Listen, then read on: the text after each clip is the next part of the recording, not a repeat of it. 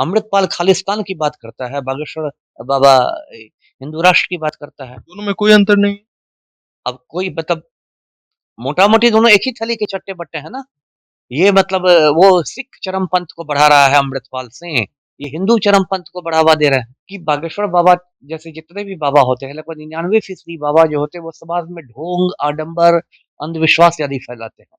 जैसे यही बाबा जो है दिव्य दरबार लगाता है, उसमें चमत्कारी बाबा कहलाते हाँ, पर्चियाँ निकालता है, चमत्कार दिखाता है, तो ये सब तो समाज को आप पीछे की ओर धकेल रहे हैं। तो भाजपा का पुराना फ़ॉर्मूला है हिंदू मुसलमानों को लड़ाओ, अपना ये करो, ध्रुवीकरण करवाओ मतदाताओं का हिंदू धर्म के नाम पर और फिर हिंदुओं का वोट ले लो।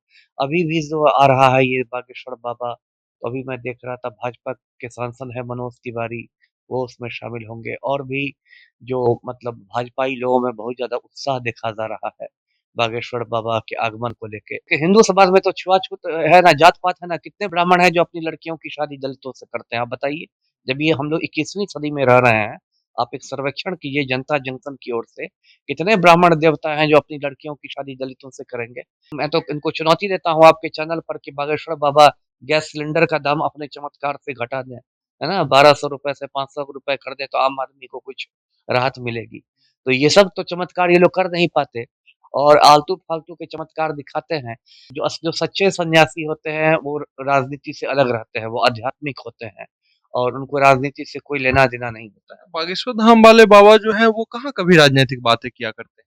नहीं, वही मैंने कहा ना कि वो तो भाजपा के साथ उसका तालमेल है। भाजपा की बोली बोलते हैं। आसाराम बापू, आपको याद होगा कुछ साल पहले आप टीवी ऑन करते तो आसाराम बापू दिखता, इतनी बड़ी दाढ़ी बढ़ाए, बड़ी-बड़ी आँखें करके अध्यात्म की गंगा बहाते। मैंने पढ़े-लिखे लोगों को देखा था आसाराम बापू की तस्वीर अपने क्रेज था एक उस टाइम। कमरे में, तब क्रेज़ था। पढ़े-लिखे लोगों को मैंने देखा था कि आसाराम बापू की तस्वीर अपने कमरे में लगा के रखते थे और बाद में पता चला कि वो नाबालिगों के साथ दुष्कर्म करता था। तो हिंदू राष्ट्र की तो अवधारणा ही गलत है। आप एक धर्मनिरपेक्ष देश में धर्मनिरपेक्ष संविधान है, तो आप हिंदू राष्ट्र की बात कैसे कर हिंदू सकते हैं? राष्ट्र संभव नहीं है। नहीं, क्यों कैसे संभव है? पहली बात तो वो संविधान विरोधी है, सीधे शब्दों में बता संविधान में रह रहकर तो सर बदलाव होते रहते ठीक है, लेकिन अभी अभी हिंदू राष्ट्र मुझे कम से कम निकट भविष्य में तो मुझे संभव नहीं दिखता और कम से कम मैं हिंदू राष्ट्र का तो मतलब घोर विरोधी हूँ। एक आपने सुना होगा ना बाबा राम रहीम, डेरा सच्चा सौदा, ये सिरसा वाला हरियाणा में सिरसा है। ये अपना बनाए हुए था एक कक्ष जिसको ये गुफा कहता था, वहाँ साध्वियों को बुला के उनके साथ यौन शोषण करता था। और ये बाबा सब हैं, बड़े-बड़े ये लोग माफिया हैं, ये आम आदमी हिंदुस्तान में आम आदमी के पास एक टूटी हुई साइकिल नहीं है और ये बाबा लोग अपना प्राइवेट हेलीकॉप्टर रखते हैं। हैं। नमस्कार, मेरा नाम शुभम कृष्णा है। देखिए, बागेश्वर धाम वाले बाबा जी धीरेन्द्र कृष्ण शास्त्री बिहार पटना के नौबतपुर में आने वाले हैं। कुछ लोग समर्थन कर रहे हैं, कुछ लोग विरोध कर रहे हैं। विरोध करने वाले में बड़े नाम में तेज प्रताप यादव, पप्पू यादव और अमिताभ दास जैसे नाम शामिल है। पूर्व आईपीएस अमिताभ दास सर हमारे साथ है, बात करते हैं। सर, सबसे पहले बहुत स्वागत है आपका। जी, धन्यवाद आपका। जी। एक धार्मिक गुरु, कथावाचक, उनका विरोध क्यों हो रहा है सर? नहीं, नहीं, धार्मिक गुरु कहना गलत है क्योंकि जो सच्चा धार्मिक गुरु रहता है, वो सभी धर्मों का आदर करता है, किसी धर्म के प्रति नफ़रत नहीं फैलाता है। जैसे स्वामी विवेकानंद थे, वो भी हिंदू धर्म की बात करते थे, हिंदू संस्कृति की बात करते थे, शिकागो गए थे, विश्व धर्म संसद में उन्होंने भाषण दिया था, लेकिन कभी किसी दूसरे धर्म के बारे में उन्होंने कोई गलत बात नहीं कही। अब ये जो बाबा है, जिसकी बात हो रही है बागेश्वर बाबा उर्फ धीरेन्द्र कृष्ण शास्त्री, ये तो मुसलमानों के प्रति नफ़रत फैलाता है, हिंदू राष्ट्र की बात करता है जो सरासर असंवैधानिक है। आप जानते हैं कि भारत का जो संविधान है धर्म आप जानते हैं दर्शक जानते हैं कि इस देश का संविधान जो है धर्मनिरपेक्ष संविधान है। सेक्युलर कॉन्स्टिट्यूशन है जहाँ सभी धर्म को बराबर का दर्जा दिया गया है। ऐसे में हिंदू राष्ट्र की बात करने का मतलब है कि आप गैर हिंदुओं के साथ भेदभाव कर रहे हैं, मुसलमानों के साथ, ईसाइयों के साथ या सिख पारसी के साथ। अभी आप पंजाब में जानते होंगे एक अमृतपाल सिंह था, अभी उसने खालिस्तान की बात की तो उसको जेल में डाल दिया गया। तो जिस तरह खालिस्तान की बात करना गैर कानूनी है, उसी तरह हिंदू राष्ट्र की बात करना भी गैर कानूनी है। तो ये मतलब धार्मिक वैमनस्यता फैलाता है बागेश्वर बाबा जो है, धार्मिक नफ़रत फैलाता है। और आपने कहा कि ये धार्मिक गुरु है तो फिर उसी से जुड़ी बात मैं कहता हूँ कि ये धार्मिक है ही नहीं, ये राजनैतिक गुरु है। बुनियादी किसके तौर पर राजनीतिक गुरु हैं? भाजपा का एजेंट है। मैं तो साफ शब्दों में कह रहा हूँ, ये भाजपा का एजेंट है। बागेश्वर धाम वाले बाबा भाजपा के एजेंट? हाँ, हाँ, मैं डंके की चोट पर कह रहा हूँ, भाजपा का एजेंट है। और देखिए ये भाजपा के लिए चुनावी ज़मीन तैयार करने घूम रहा है। अभी 11 महीने बाद ये है लोकसभा चुनाव है, 40 सीटें हैं बिहार से और पूरे देश भर में भाजपा की हालत पतली है, क्योंकि कोई भी बड़ा वादा इन्होंने पूरा किया नहीं 9 साल में मोदी जी ने। तो भाजपा का पुराना फ़ॉर्मूला है हिंदू मुसलमानों को लड़ाओ, अपना ये करो, ध्रुवीकरण करवाओ मतदाताओं का हिंदू धर्म के नाम पर और फिर हिंदुओं का वोट ले लो। अभी भी जो आ रहा है ये बागेश्वर बाबा, तो अभी मैं देख रहा था भाजपा के सांसद हैं मनोज तिवारी, वो उसमें शामिल होंगे और भी जो मतलब भाजपाई लोगों में बहुत ज़्यादा उत्साह देखा जा रहा है, बागेश्वर बाबा के आगमन को लेके। तो पहले जैसे ये बाबा रामदेव बाबा रामदेव को भाजपा ने आगे किया था और वो भाजपा की बोली बोलता था। तो अब लगता है पेट्रोल सस्ता हो जाएंगे, गैस सस्ता हो सस्ता हो जाएगा, जाएगा। अब गायब हो। हाँ, अब कहीं दिखाई नहीं पड़ता रामदेव बाबा। एक समय 35 रुपए किलो लीटर पेट्रोल बेच रहा था, लेकिन और अभी कहीं दिखाई नहीं देता है। तो ये भाजपाई लोग जो होता है कि श्री श्री रविशंकर है आर्ट ऑफ लिविंग वाला, वो भी ऐसे ही भाजपा की बोली बोलता था। जब सरकार बनी मोदी की तो उसको पद्म भूषण दे दिया गया। तो ये लोग जो सच्चे सन्यासी होते हैं वो राजनीति से अलग रहते हैं, वो आध्यात्मिक होते हैं और उनको राजनीति से कोई लेना देना नहीं होता है। बागेश्वर धाम वाले बाबा जो है वो कहाँ कभी राजनीतिक बातें किया करते हैं? नहीं, वही मैंने कहा ना कि वो तो भाजपा के साथ उसका तालमेल है, भाजपा की बोली बोलते हैं, है ना? और भाजपा के लिए माहौल बनाते हैं। अभी मैंने कहा मनोज तिवारी सांसद की बात की कि वो भी आ रहे हैं उनके कार्यक्रम में। मुसलमानों के खिलाफ तो उन्होंने कभी नहीं बोला। जहाँ आप हिंदू राष्ट्र की बात करते हैं, वो अपने आप मुसलमानों के खिलाफ बात हो जाती है। योगी जी कहते हैं कि हिंदू राष्ट्र का मतलब ये थोड़े है कि मुसलमानों को भगा देंगे। भगाएँगे नहीं लेकिन उस उसको उनको दोयम दर्जे की नागरिकता देंगे, सेकंड क्लास सिटीज़न बना के रखेंगे। दूसरी बात हिंदू राष्ट्र क्यों होगा? हिंदू राष्ट्र यदि होगा तब तो फिर वो मनुवाद पर आधारित राष्ट्र होगा, जिसमें ब्राह्मणों का वर्चस्व होगा और जिसमें दलितों के साथ छुआ-छूत बढ़ती जाएगी। तो हिंदू राष्ट्र की तो अवधारणा ही गलत है। आप एक धर्मनिरपेक्ष देश में धर्मनिरपेक्ष संविधान है, तो आप हिंदू राष्ट्र की बात कैसे कर हिंदू सकते हैं? राष्ट्र संभव नहीं है। नहीं, क्यों कैसे संभव है? पहली बात तो वो संविधान विरोधी है, सीधे शब्दों में बता संविधान में रह रहकर तो सर बदलाव होते रहते ठीक है, लेकिन अभी अभी हिंदू राष्ट्र मुझे कम से कम निकट भविष्य में तो मुझे संभव नहीं दिखता और कम से कम मैं हिंदू राष्ट्र का तो मतलब घोर विरोधी हूँ। कोई भी धर्म देखिए पाकिस्तान धर्म के आधार पर बना तो क्या पाकिस्तान की दुर्गति हो गई है। तो यदि हिंदू राष्ट्र बनेगा तो वो तो देश को गृह युद्ध की ओर झोंक देगा और फिर हिंदू राष्ट्र में आप मैंने कहा कि वो मनुवाद पर आधारित राष्ट्र होगा, तो उससे ब्राह्मणों का वर्चस्व होगा, दलितों के साथ हैं। दलित भी तो हिंदू है सर, कौन उनके साथ छुआछूत? देखिए हिंदू समाज में तो छुआ-छूत है ना, जात-पात है ना, कितने ब्राह्मण हैं जो अपनी लड़कियों की शादी दलितों से करते हैं, आप बताइए?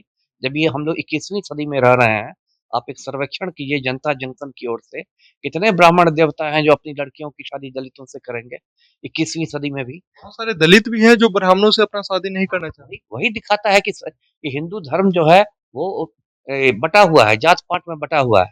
भले ये आरएसएस और बीजेपी वाले हिंदू-हिंदू करें, लेकिन हिंदू धर्म इतना ज़्यादा जात-पात, ऊँच-नीच, छुआ-छूत में बटा हुआ है ना? आज मतलब राजपूत भी दलित ये हिंदू है, दुसाध भी हिंदू है, कितने राजपूत हैं जो अपनी बेटियों की शादी दुसाध से करेंगे, है ना? हिंदू राष्ट्र का डायलॉग मारने में तो बहुत अच्छा लगता है, लेकिन जब इसकी बात आती है तब लोग जात-पात याद करने लगते हैं, तब हिंदू धर्म गायब हो जाता है ना? तो वही मैं कह रहा था कि इसलिए मैं बागेश्वर बाबा का विरोध करता हूँ। दूसरे विरोध की बात ये है कि बागेश्वर बाबा जैसे जितने भी बाबा होते हैं, लगभग 99% बाबा जो होते हैं, वो समाज में ढोंग, आडंबर, अंधविश्वास आदि फैलाते हैं। जैसे यही बाबा जो है दिव्य दरबार लगाता है, उसमें चमत्कारी बाबा कहलाते हाँ, पर्चियाँ निकालता है, चमत्कार दिखाता है, तो ये सब तो समाज को आप पीछे की ओर धकेल रहे हैं। अब ये कहता है कि लोगों के दिमाग की बात समझ जाता है, आपके मन की बात जान जाता है। जबकि एक और लड़की है सुहानी शाह, उसका भी आप वीडियो देखेंगे। हाँ, वो भी यही काम करती है, लेकिन उसने कभी नहीं दावा किया कि ये चमत्कार है। तो ये जो और यदि इतने बड़े चमत्कारी बागेश्वर बाबा हैं, तो मैं तो इनको चुनौती देता हूँ आपके चैनल पर कि बागेश्वर बाबा गैस सिलेंडर का दाम अपने चमत्कार से घटा दें, है ना? ₹1200 से ₹500 कर दें, तो आम आदमी को कुछ राहत मिलेगी। तो ये सब तो चमत्कार ये लोग कर नहीं पाते और आलतू-फालतू के चमत्कार दिखाते हैं और दर्शकों को मालूम होगा पिछले कुछ साल में कितने ऐसे बड़े-बड़े बाबा सिर्फ बाबा ही गलत करते हैं या फिर दूसरे धर्म के भी जो धर्म गुरु होते हैं वो भी गलत? सारे सभी तो एक ही थैली के चट्टे-बट्टे हैं, है धर्म ना? के नाम पे खेलते हैं। धर्म के नाम पर उल्लू बनाते हैं। मुल्ले अपना उल्लू सीधा कर रहे हैं, मौलवी अपना उल्लू सीधा कर रहे हैं। ऐसे कहिएगा तो मुसलमान समर्थक भी आपको जो है कमेंट में नेगेटिव ये लिखेंगे। अरे तो कोई मुझे चुनाव लड़ना है, कोई मुझे मैंने तो आपके चैनल पर पहले भी कहा था कि कबीरदास की आत्मा मुझ में है, मैं तो खड़ी-खड़ी बात कहता हूँ। मुझे चुनाव नहीं ना लड़ना है कि मैं सच की लोकप्रियता के पीछे भागूँ। मैं तो ये कहता हूँ कि ये मतलब जितने भी लोग होते हैं, चाहे वो मतलब मुल्ले मौलवी हों, इस तरह के बाबा हों, ये लोग धर्म का इस्तेमाल करते हैं लोगों को उल्लू बनाने में। एक जाकिर नायक है वो मतलब मुस्लिम है, ये टीवी पर आता रहता है, उल्टी-सीधी बातें करता रहता है। तो ये लोग सबका मैं विरोध करता हूँ। मैं ये कह रहा था कि बहुत सारे ऐसे ढोंगी महाराज पिछले कुछ सालों में जेल की हवा खाने गए हैं। आसाराम बापू, आपको याद होगा कुछ साल पहले आप टीवी ऑन करते तो आसाराम बापू दिखता, इतनी बड़ी दाढ़ी बढ़ाए, बड़ी-बड़ी आँखें करके अध्यात्म की गंगा बहाते। मैंने पढ़े-लिखे लोगों को देखा था आसाराम बापू की तस्वीर अपने क्रेज था एक उस टाइम। कमरे में, तब क्रेज़ था। पढ़े-लिखे लोगों को मैंने देखा था कि आसाराम बापू की तस्वीर अपने कमरे में लगा के रखते थे और बाद में पता चला कि वो नाबालिगों के साथ दुष्कर्म करता था। उसके आश्रम में रेप का कोड वर्ड था, एकांत अनुष्ठान, है ना? ये बात जोधपुर पुलिस के चार्जशीट में आया है, बताइए। यहाँ भक्त लोग बाबा को पूज रहे हैं और बाबा रेप का कोड वर्ड बना के रखे हैं, एकांत अनुष्ठान, है ना? और अभी वो 10 बरस से जोधपुर जेल में उम्र कैद काट रहा है, अभी एक और मामले में उसको उम्र कैद मिल गई। एक उसी का बेटा है नारायण साई, नारायण साई, वो सूरत जेल में गुजरात में उम्र कैद काट रहा है, वो भी नाबालिग से दुष्कर्म करता था। एक आपने सुना होगा ना बाबा राम रहीम, डेरा सच्चा सौदा, ये सिरसा वाला हरियाणा में सिरसा है। ये अपना बनाए हुए था एक कक्ष जिसको ये गुफा कहता था, वहाँ साध्वियों को बुला के उनके साथ यौन शोषण करता था। और ये बाबा सब हैं, बड़े-बड़े ये लोग माफिया हैं, ये आम आदमी हिंदुस्तान में आम आदमी के पास एक टूटी हुई साइकिल नहीं है और ये बाबा लोग अपना प्राइवेट हेलीकॉप्टर रखते हैं। कहाँ से आता है इतना पैसा? बड़े-बड़े 5 स्टार आश्रम में रहते हैं। आम आदमी को कहेंगे कि संसार माया है और ये सब कुछ नहीं है, ये है, वो है, आध्यात्म में मन लगाओ और खुद 5 स्टार आश्रम में रहते हैं, ऐशो-आराम में रहते हैं, बड़ी-बड़ी गाड़ियों में घूमते हैं, प्राइवेट हेलीकॉप्टर में उड़ते हैं। तो बेसिकली इन्होंने धर्म को धंधा बना रखा है, धर्म की दुकानदारी करते हैं और आम आदमी के जो पसीने की कमाई है, गाढ़ी कमाई है, उसको लूटते हैं। तो इसलिए ऐसे बाबाओं से दूर रहना चाहिए और इसीलिए मैंने डीजीपी महोदय को पत्र लिखकर कहा है कि बाबा के कार्यक्रम पर ये रोक लगाई जाए। जी। सर आप कह रहे हैं कि इन बाबाओं पे जो है रोक लगानी चाहिए। इतने जो समर्थक हैं उनके, वो चाहते हैं कि बाबा आएँ, वो उनको सुनना चाहते हैं। तो इस पे क्या? वही ना कहूँगा कि ये लोग माहौल खराब करेंगे बाबा। अब मान लीजिए एक बात मैं और कहता अगर ये भाजपा के एजेंट हैं तो ये कहाँ बचा रहे हैं? ना राम रहीम को बचा रहे हैं, ना आसाराम को बचा रहे हैं, ना रामपाल को बचा रहे हैं। तो भाजपा कहाँ भाजपा तो अभी केंद्र सरकार है, केंद्र में उनकी सरकार है, तो बचाना चाहिए अगर उनके एजेंट होते तो। देखो देखिए कोशिश तो की ही जाती है ना, जैसे अभी ब्रजभूषण सिंह को बचाने की कोशिश की जा रही है।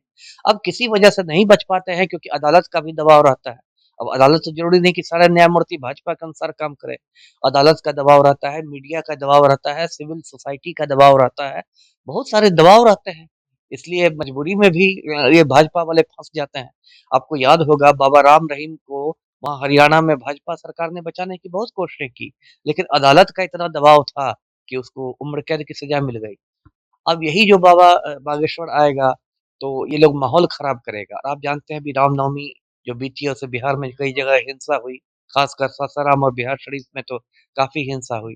अब ऐसे बाबा आएँगे, इतना संवेदनशील माहौल है, कुछ उल्टा-सीधा बोल के चला जाएगा, बाबा तो पतली गली से निकल जाएँगे अपना चेक लेके। इनको तो लाखों रुपया का चेक मिल जाएगा, है ना? हनुमत कथा सुनाने का, दिव्य दरबार लगाने का। लेकिन दंगा होगा उसमें गरीब की झोपड़ी जल जाएगी।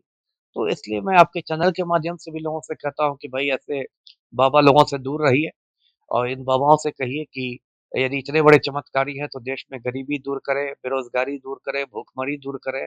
खाली पर्ची निकालने से चमत्कार थोड़ी होता है। क्या लगता है डीजीपी महोदय आपके लेटर पे कार्रवाई कुछ करेंगे? देखिए जो सच्चाई ये है कि डीजीपी महोदय कोई भी डीजीपी महोदय रहते हैं तो बहुत ज़्यादा मतलब वो स्वाधीन होकर काम नहीं कर सकते। वो उनको भी अधीन रहते हैं किसी? रहते ही हैं, किसी के क्या मुख्यमंत्री के रहते हैं, सरकार के अधीन रहते हैं। तो उनकी भी अपनी सीमाएँ हैं। मैं ये नहीं कह रहा कि भट्टी सर को ये है, मतलब मैं तो उनको अच्छा ही अधिकारी मानता हूँ, लेकिन उनकी भी सीमाएँ हैं। यदि सरकार चाह लेगी तो नहीं कार्यक्रम होगा बागेश्वर बाबा का। यदि सरकार नहीं चाहेगी तो फिर कैसे कर सकते हैं? उनको अनुमति ही नहीं दी जाएगी। कोई भी आप इतना बड़ा, जैसे इसके पहले ये कार्यक्रम बागेश्वर बाबा का पटना के गांधी मैदान में होना था, लेकिन प्रशासन ने अनुमति नहीं दी क्योंकि पटना में बहुत ट्रैफिक की समस्या उत्पन्न हो जाती। मेट्रो का काम चल रहा है, बहुत अस्त-व्यस्त हो जाता ट्रैफिक, तो इसलिए पटना ग्रामीण लेना पड़ा। तो सरकार को तो ये अधिकार है ही कि पटना जिला प्रशासन उनको कह दे कि नहीं, मतलब वैमनस्यता फैल सकती है आपकी सभा से, तो मतलब इसको रद्द किया जाता है, अनुमति वापस ले ले। यदि दी भी गई अनुमति तो वापस ले ले, तो सरकार को तो अधिकार है ही। बागेश्वर धाम को भी जो है आप बागेश्वर धाम वाले जो बाबा हैं, उनको भी आप अमृतपाल की तरह देख है ही, एक ही सिक्के के दो पहलू हैं। अमृतपाल खालिस्तान की बात करता है, बागेश्वर बाबा हिंदू राष्ट्र की बात करता है। दोनों में कोई अंतर नहीं। अब कोई मतलब मोटा-मोटी दोनों एक ही थैली के चट्टे-बट्टे हैं ना। ये मतलब वो सिख चरमपंथ को बढ़ा रहा है अमृतपाल सिंह, ये हिंदू चरमपंथ को बढ़ावा दे रहे हैं। और सच पूछिए तो आपको याद हो, खालिस्तान की मांग पिछले 30 साल से काफी शांत हो गई थी, है ना? 30 बरस से खालिस्तान की मांग काफी दब गई थी। लेकिन जब से ऐसे बाबाओं ने हिंदू राष्ट्र की मांग शुरू की है, तो खालिस्तान की मांग भी उसकी प्रतिक्रिया में लोगों ने मांग शुरू कर दी है। तो कहीं न कहीं ये दोनों एक-दूसरे को पूरक हैं, एक-दूसरे की मदद कर रहे हैं। एक ही सिक्के के दोनों पहलू हैं। अमृतपाल और बागेश्वर बाबा में ज़्यादा फ़र्क नहीं है। भले ही दोनों के हुलिया में फ़र्क हो, वो अमृतपाल दाढ़ी बढ़ा के रखता है, ये अपना सफाचट हैं बागेश्वर बाबा, लेकिन ऐसे जो विचारधारा दोनों की एक ही ट्रैक पर है। जी। बागेश्वर बाबा तो कहते हैं कि हम कोई चमत्कारी नहीं है, हम सिर्फ कथावाचक। चमत्कारी नहीं तो ये पर्ची क्या निकालते हैं और ये सब क्या निकालते हैं? कहते हैं वो शक्ति है हमारी। तो वही वही तो शक्ति का नाम ही तो मतलब दूसरा नाम चमत्कार है ना? ये तो शब्दों का खेल हो गया ना कि ठीक है मैं चमत्कारी नहीं हूँ लेकिन मेरे पास ये कहते हैं शक्ति है। पर्ची ऊपर से आती है। हाँ, तो ये क्या ऊपर से मेरे पास पर्ची क्यों नहीं आ रही है ना? मैं तो बागेश्वर बाबा से कम पढ़ा-लिखा आदमी नहीं हूँ। मेरे पास भी कुछ पर्ची आनी चाहिए थी। तो ये लोगों को सीधे-सीधे ये लोग वो कहेंगे कि पर्ची पूजा पाठ करने से आएँगे और अमिताभ सर तो पूजा पाठ करते नहीं। पेट पूजा तो करता हूँ ना। तो ये सब इसलिए मैं कह रहा हूँ कि ऐसे बाबाओं से दूर रहें लोग, है ना? ये लोग ढोंगी बाबा लोग हैं, समाज को मतलब अंधेरी सुरंग में ले जाते। अभी देखिए हम लोग 21वीं सदी में रह रहे हैं। 21वीं सदी में मतलब अब मंगल ग्रह पर जाने की तैयारी हो रही है। दूसरे देश जो हैं पश्चिमी देश वो मंगल ग्रह पर जाने की तैयारी कर रहे हैं और भारतवासी पर्ची ही निकालने में लगे हुए हैं। तो बताइए इस देश की क्या तरक्की होगी? सिर्फ विश्व गुरु कहने से तो कोई विश्व गुरु बन नहीं जाता ना। लोगों से क्या आग्रह करेंगे? बिहार के लोगों से क्या आग्रह? मैंने तो आग्रह कर दिया पहले ही कि ऐसे बाबाओं से दूर रहें, जितनी दूरी हो उतनी दूरी बढ़ा के रखें। और आम आदमी यदि आप हैं तो आप पढ़ाई-लिखाई पर ध्यान दें, ईमानदारी से मेहनत करके आगे बढ़ें। चमत्कार जैसी कोई चीज़ होती कर्म नहीं ही है। पूजा है हाँ, हाँ, हाँ, बिल्कुल कर्म ही पूजा है, लेकिन उसका उल्टा सही नहीं है, पूजा कर्म नहीं है। पूजा कर्म नहीं है, है ना? Work is worship but worship is not work. इसलिए पूजा को कर्म नहीं समझ ले, कर्म ही पूजा है। और यदि मेहनत से आप काम करेंगे तो आपकी तरक्की होगी, समाज की तरक्की होगी, देश की होगी। जी। थैंक यू सर, आपका बहुत धन्यवाद। तो आप क्या कुछ राय विचार रखते हैं बागेश्वर धाम वाले बाबा पे? अपनी प्रतिक्रिया कमेंट बॉक्स में ज़रूर रखें। धन्यवाद।